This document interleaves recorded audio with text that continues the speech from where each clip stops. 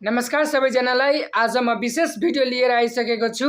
आज यस भिडियोमा हामी जीके पोर्सन्सको कुरा गर्नेछौँ। बेसिकली जुन चाहिँ विभिन्न मेट्रो स्कलरसिप र गभर्मेन्टमा लिने स्कलरसिपमा सोधिने जुन चाहिँ जीके पोर्सन हो त्यसको विशेष छलफल गर्नेछौँ। एकदमै नै त्यो इम्पोर्टेन्ट पोर्सन हो जीके। यहीले तपाईँहरूको राम्रो नराम्रो कलेजहरूलाई डिसाइड गरिन्छ। मोस्ट अफ द स्टुडेन्ट चाहिँ के हुन्छ भने साइन्स र म्याथमा मार्क्स स्कोर गरिरहेको हुन्छ, तर इङ्ग्लिस र जीकेलाई त्यति विशेष गरेर ध्यान दिएर पढ्दैन। त्यसैले त्यसको कलेज अलि छुट्न सकिन्छ, राम्रो कलेज छुट्न सकिन्छ। त्यसैले तपाईँहरूसँग यस्तो नहोला भने मेरो आशा छ यस भिडियोलाई तपाईँहरू सिरियस लिएर सिरियससँग पढ्नुहुन्छ। त्यसैले कपी कलम लिएर बस्नु होला। आशा छ तपाईँहरू त्यो गर्नुभएको होला र जीके र इङ्ग्लिस पोर्सनलाई एकदमै नै विशेष ध्यान दिनु होला यदि तपाईँहरूको इङ्ग्लिस र म्याथ स्ट्रङ छ भने। सो आजको हामीहरूको रहेको छ जीके पोर्सन जुन चाहिँ रहेको छ स्पेसली केमा छ भने युएन एजेन्सी। यता हेर्न सक्नुहुन्छ, म सर्कल लगाएको छु र युएन एजेन्सी तपाईँहरूलाई अलरेडी नै थाहा होला, यसको बारेमा जानकारी होला कि हामी क्लास 10मा यो युएन एजेन्सी भन्ने च्याप्टर अलरेडी नै पढिसकेको होला भने म तपाईँहरूसँग आशा राखेको छु। र युएन एजेन्सी सिम्पली हामीलाई थाहा नै छ कि टोटल कतिवटा छन् भने 16वटा छ। युनाइटेड नेसन एजेन्सी जसरी WHO, FOA त्यस्तै विभिन्न गरेर 16वटा अर्गनाइजेसन छ र हामीहरू त्यो सबै अर्गनाइजेसनको डिटेलमा पढ्नेछौँ। त्यसको हेड क्वार्टर र कहिले इस्टाब्लिस्ड भएछ र त्यसको अहिलेको प्रमुख हेड प्रेजेन्टको हेड के छ त्यो पर्दैन, किनभने त्यो तपाईँहरू आफैले रिसर्च गर्नु होला कि अलि लेटेस्ट इन्फर्मेसन मिलोस् भने। कुनैको हेड क्वार्टर पनि चेन्ज हुन सकिन्छ भने यदि तपाईँ रिसर्च गरेर पढ्नुहुन्छ भने थाहा भइहालोस्। त्यसैले त्यो हेडको कुरा गर्दिनँ म। हामी यहाँ त्यही 16वटा युएन एजेन्सीको कुरा र त्यसको हेड क्वार्टर र सिम्पली इस्टाब्लिस कहिले भएछ भने त्यही कुरा गर्नेछौँ। त आशा छ यदि यो भिडियो मन पराउनुहुन्छ। सो यदि मन पराउनुहुन्छ र यस्तै भिडियो तपाईँहरू फ्युचरमा चाहनुहुन्छ भने च्यानललाई पनि सब्सक्राइब गरिदिनु होला। म त्यति रिक्वेस्ट गर्दिनँ कि च्यानललाई सब्सक्राइब गरिदिनु, तर गरिदिनुहुन्छ भने राम्रै छ। त्यसपछि हामी आफ्नो गन्तव्यतिर लागौँ जुन चाहिँ हाम्रो रहेको छ युएन एजेन्सी। र फर्स्टमा यता धेरै नै थुप्रै छ अझै इन्टरनेसनल अर्गनाइजेसनको बारेमा। पछि यदि तपाईँहरूलाई भिडियो चाहिन्छ भने र खेलकुद सम्बन्धित पनि भिडियो चाहिन्छ भने त्यो कमेन्ट डाउन गर्नु होला। म एकदमै बनाउने छु, यो मेरो प्रमिस हो। त्यसपछि अब आज हामी विशेष छलफल कुरा गर्ने UN agency. So UN agency यता हेर्न सक्नुहुन्छ। फर्स्टमा हामीले के छ यता हेर्न सक्नुहुन्छ भने हाम्रो के छ भने FOA food and agriculture organization simply यसको फुल फर्म हो। र यसको चाहिँ हेड क्वार्टर हेर्नुहुन्छ भने इटलीको रोममा छ र यसको इस्टाब्लिस डेट हेर्नुहुन्छ भने 1945 यो वर्ल्ड वार पछि। त्यसपछि तपाईँको हाम्रो भयो IAEA, मतलब यसको भयो इन्टरफ्याटिनल एटमिक इनर्जी एजेन्सी।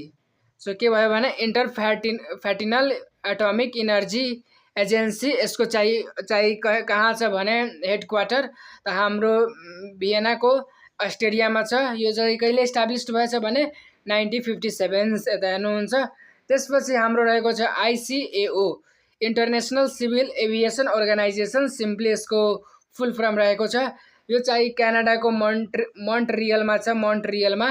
र यसको चाहिँ इस्टाब्लिस हेर्नुहुन्छ भने 1947मा छ। त्यस्तै IFAD international fund for agricultural development, यानि फन्डसँग तपाईँहरूलाई केही न केही थट्स आएको होला। केही फन्डहरूको सायद म्यानेज गर्नु रुल्सहरू होला, फन्ड सम्बन्धित यो अर्गनाइजेसनको काम होला। सो एग्रिकल्चर, त्यो पनि एग्रिकल्चर। यसको चाहिँ हेड क्वार्टर चाहिँ इटलीको रोममा रहेको छ र यसको चाहिँ इस्टाब्लिस हेर्नुहुन्छ भने 1977। यो अलि सायद ढिलो छ अरूभन्दा कम्पेयरमा। त्यसपछि छ हाम्रो 5th नम्बरमा ILO इन्टरनेसनल लेभल अर्गनाइजेसन। यो एकदमै नै प्रचलित अर्गनाइजेसन हो। यो चाहिँ श्रम अधिकार दिने काम गरिन्छ र बाल श्रम प्रति काम गर्ने गरिन्छ। त्यसैले यो अलि मतलब सोधिने खालको अर्गनाइजेसन हो। यसको चाहिँ हेर्नुहुन्छ भने स्विजरल्यान्डको के छ, जेनेभामा छ। र यो चाहिँ इस्टाब्लिस कहिले भएछ भने 1919। यो जति पनि तपाईँ यो डेट हेर्नु भइरहेछ यो सबै चाहिँ इन्टरनेसनल मतलब अन्तर्राष्ट्रिय लेभलको डेटहरू छ एडीमा सिम्पली, त्यही ध्यान दिनु होला। त्यसपछि आइएमओ इन्टरनेसनल म्याथ ओलम्पियाड, त्यो छैन मजाक गरेको, यो छ इन्टरनेसनल म्यारिटाइम अर्गनाइजेसन। अब म्यारिटाइम भन्नाले मेरो हिसाबले कोही म्यारी भनेको समुद्रहरूसँग सम्बन्धित हुन सकिन्छ यो। अब इन्टरनेसनल म्यारिटाइम अर्गनाइजेसन हुन सक्दैन भने म सरी क्षमा माग्न चाहन्छु, र यदि भयो भने ठिकै छ। र तर यसको अलि हेर्नु होला के छ भने प्रेसिडेन्टहरू करेन्ट हेडहरू हेर्नु होला आफै रिसर्च गरेर यो सबै अर्गनाइजेसनहरूको। र यसको चाहिँ हेडक्वार्टरको कुरा गर्नुहुन्छ भने लन्डन युनाइटेड किङडम। त्यस्तै यसको इस्टाब्लिस डेट हुनुहुन्छ भने 1948 सिम्पली, केही छैन। जिकेमा तपाईँहरूलाई कुनै लजिकै चाहिएन, मात्र रटा गर्नुपर्छ, जति भए पनि जति भयो त्यति नै रट्नुपर्छ, त्यसको बाहेक केही विकल्प छैन। रटे नै मार्क आउँछ, रटेपछि नै 10 मा 6 5 भन्दा माथि ल्याउन सक्नुहुन्छ भने एकदमै राम्रो हुन्छ, किनभने मोस्ट अफ द स्टुडेन्ट चाहिँ जिकेमा नै लो स्कोर गरिरहेको हुन्छ। यदि तपाईँ 10 मा आउट अफ 10 5 प्लस गर्नुभयो, 6 प्लस गर्नुभयो, 7 प्लस गर्नुभयो झन् राम्रो हुन्छ। त्यसैले जति कुरा भयो भने त्यति नै रट्नु, जति तपाईँहरू इन्फर्मेसन निस्काउनु हो त्यति सबै कुराहरू रट्नु हो।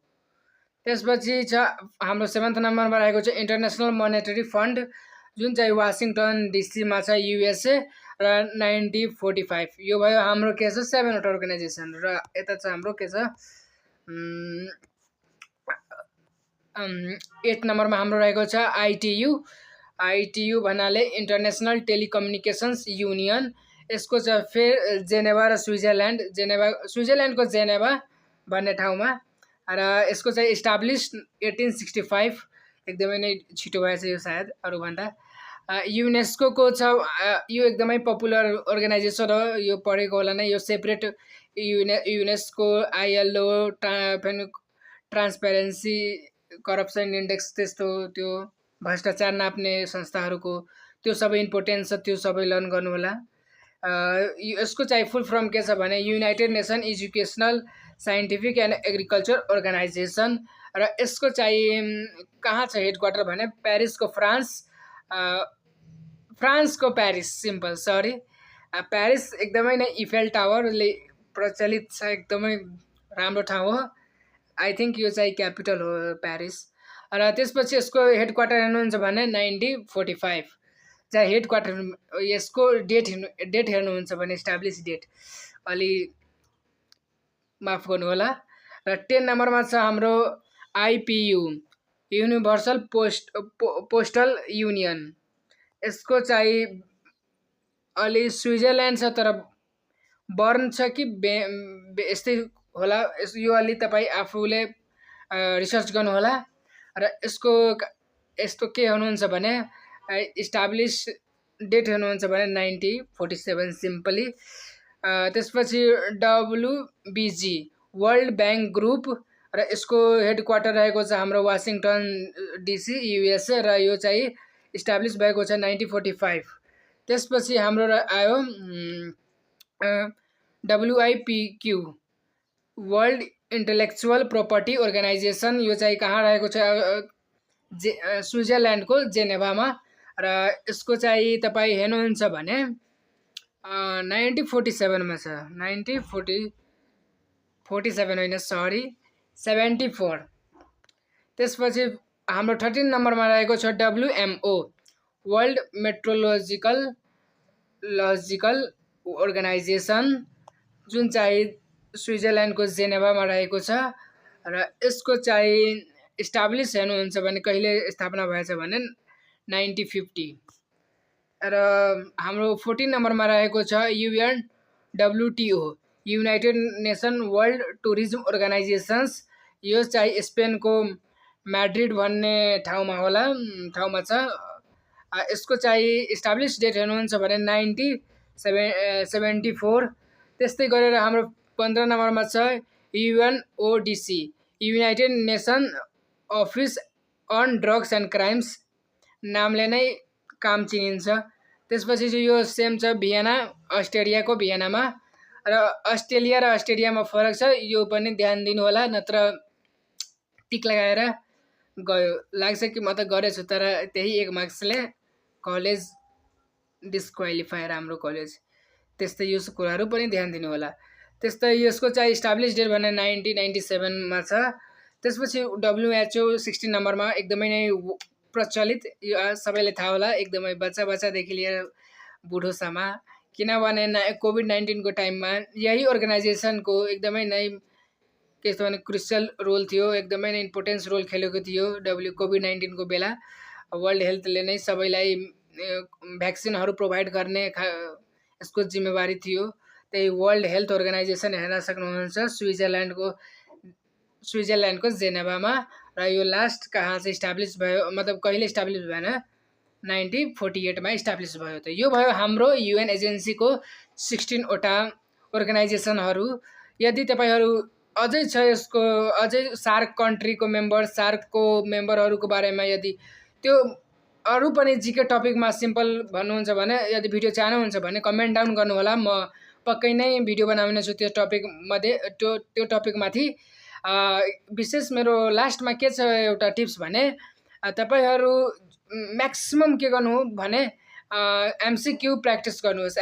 MCQ र त्यो के हुन्छ भने त्यो हुन्छ फर्म फिल गर्नुहोस्। त्यो हप्तामा 1 चोटि नत्र 2 चोटि मिनिमम के भने त्यो फर्म फिल गर्नु हो, बानी बसाउनुहोस्। नत्र कुनै धेरै स्टुडेन्ट हुन्छ के भने एन्सर त थाहा हुन्छ, तर त्यो सर्कलमा भर्न नजाने र त्यो मिस्टेक गरेर त्यो मार्क्स पाउन सक्दिन, पाइएको हुँदैन। त्यसैले तपाईँहरू त्यस्तो मिस्टेक नगर्नु होला।